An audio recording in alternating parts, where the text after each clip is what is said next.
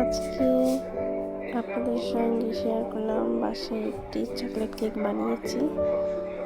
তো চুলায় স্টেপ করে দেখুন মাশাআল্লাহ কত সুন্দর হয়েছে, কিন্তু মাঝখানে একটু ফেটে গিয়েছে।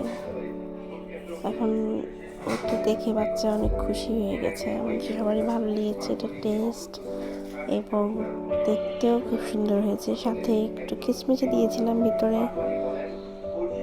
যাক, যেভাবে কেক বানাই, একটা ডিম দিয়েছিলাম আর বেকিং পাউডার, কর্নফ্লাওয়ার, দুধ, চকলেট পাউডার আর কুকিং অয়েল, এগুলো দিয়ে বানিয়েছি কেকটা। আপনারা যদি দেখতে চান অবশ্যই আমার কমেন্ট বক্সে কমেন্ট করে জানান, তাহলে আমি আবার আপনাদের সঙ্গে শেয়ার করব কিভাবে বানিয়েছি। সাথে সাথে যেগুলো দেখছেন এগুলো আমি কিছুটা বাটিতে ময়দা ছিটিয়ে দিয়েছিলাম, ওগুলোই জমে গেছে। তো এটাই এমন দেখা যাচ্ছে।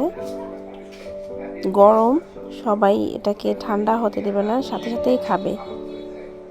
তো গরম অবস্থায় আমরা কেটে কেটে খেয়েছি, তো ভালো লেগেছে অনেক।